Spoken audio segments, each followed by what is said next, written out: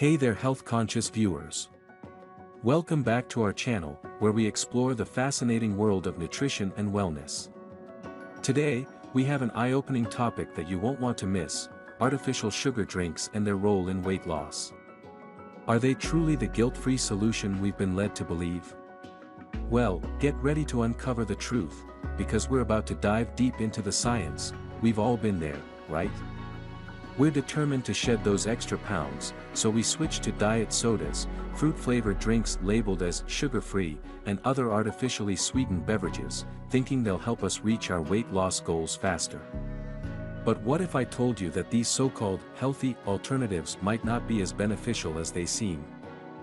In this video, we'll examine the impact of artificial sugar drinks on our bodies and explore the surprising reasons they may not be the weight loss miracle we've been hoping for. We'll unravel the hidden truths behind these bubbly concoctions and discover the potential pitfalls they present. To give you the most accurate and up-to-date information, we'll be diving into the research, analyzing scientific studies, and speaking with nutrition experts who specialize in the effects of artificial sweeteners on weight management. Get ready for some shocking revelations that could change the way you view these popular beverages forever. So, if you're someone who has been relying on artificial sugar drinks as a weight loss tool, or you're simply curious about their impact on your health, this video is a must-watch. Get ready to challenge the conventional wisdom and discover the truth about these seemingly innocent thirst quenchers. Don't forget to hit that subscribe button and ring the notification bell, so you never miss an update from our channel. Get ready to have your mind blown as we uncover the surprising truth about artificial sugar drinks and their role in weight loss. Let's jump right in. Artificial sweeteners officially do not aid in weight loss, according to WHO. The World Health Organization, WHO, stated this week that non-sugar sweeteners should not be used as a means of achieving weight control or reducing the risk of non-communicable diseases, like diabetes and heart disease. Artificial sweeteners are either naturally occurring substances or synthetic substances that have a sweet taste similar to sugar but are up to 400 times sweeter by weight and offer little or no energy. In comparison, since sugar has 4 calories per gram and 17 kilojoules per gram, 1 teaspoon of sugar contains 85 kilojoules. Australia uses a variety of artificial sweeteners. Others are derived from foods like monk fruit and the stevia plant, while some are synthetic. What do the new WHO recommendations mean for people who switched to artificial sweeteners for health reasons, then? Should they simply return to sugar? Emphasis on weight loss. In the 1990s, when I was a clinical dietitian in practice, I can still clearly recall the emergence of artificial sweeteners in processed foods. They were marketed as a technique to add sugar in place of sugar in foods that would help people lose weight. A sugar-sweetened soft drink can typically has 500 kilojoules in it. Theoretically, switching 1 can of sugar-sweetened soda each day for a can of artificially sweetened soda would result in a monthly weight loss of roughly 1 kilogram, 2.2 pounds. However, evidence from the last few decades indicates that this is unreliable. On what is the updated recommendation based? A systematic review that the WHO undertook served as the foundation for its recommendation.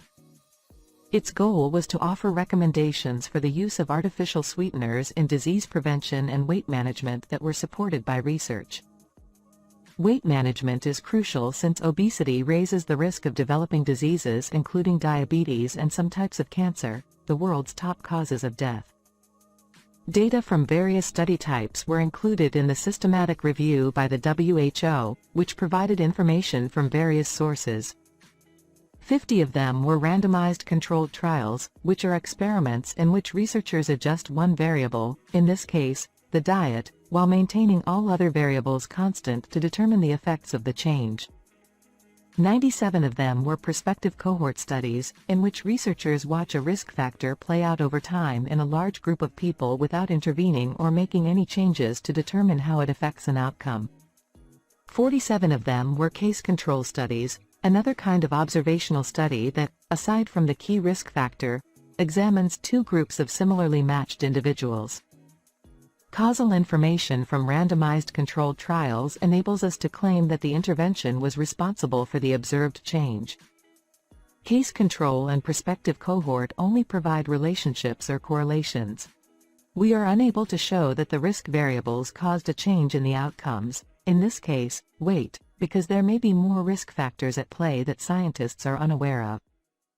However, they provide excellent hints as to what might be occurring, especially if we are unable to conduct a trial because it would be immoral or dangerous to provide or withhold particular medicines. The systematic study conducted by the WHO examined mortality, non-communicable illnesses, and body fatness. For body fatness, the randomized controlled studies revealed that individuals who consumed more artificial sweeteners had slightly lower weight than those who consumed less or no artificial sweeteners, on average by 0.71 kilograms. However, the cohort studies discovered that higher consumption of artificial sweeteners were linked to higher BMIs, 0.14 kilograms per square meter, and a 76% higher probability of being obese. The prospective cohort studies revealed a 23% increase in the risk of type 2 diabetes for larger intakes of artificially sweetened beverages. There was a 34% increase in the risk of diabetes if artificial sweeteners were used as a tabletop item that the consumer added to foods and drinks. Artificial sweeteners had no effect on the fasting blood sugar levels or insulin levels of diabetes patients, nor did they make them worse. In the long-term prospective observational studies that followed people for an average of 13 years, a higher intake of artificial sweeteners was linked to an increased risk of type 2 diabetes, cardiovascular disease, and death. However, artificial sweeteners were not linked to variations in overall cancer incidence or early cancer death. Overall, the observational studies revealed that although the randomized controlled trials suggested artificial sweetener users would lose slightly more weight, they also tended to have worse health outcomes. Are there any issues with the review? The WHO's recommendation has drawn some criticism because, despite being modest, using artificial sweeteners did demonstrate some benefit for weight loss in randomized controlled trials. However, the WHO makes it clear that, in addition to randomized controlled trials, other research methodologies also form the basis of its recommendations. In addition, the WHO determined that the studies included in the review had low or very low certainty in terms of their quality.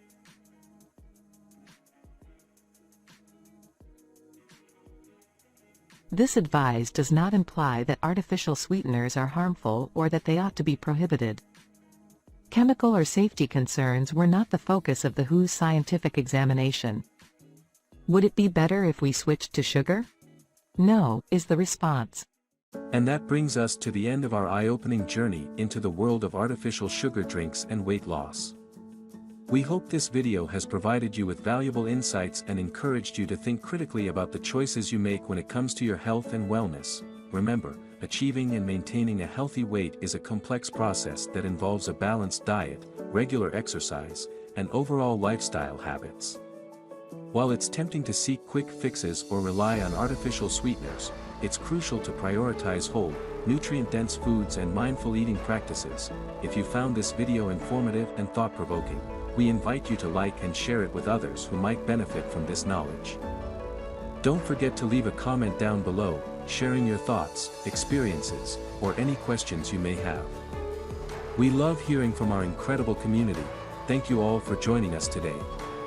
Remember to subscribe to our channel for more informative content on nutrition, fitness, and well-being. Together, we can make informed choices and embark on a journey towards a healthier, happier life. Until next time, take care and stay well.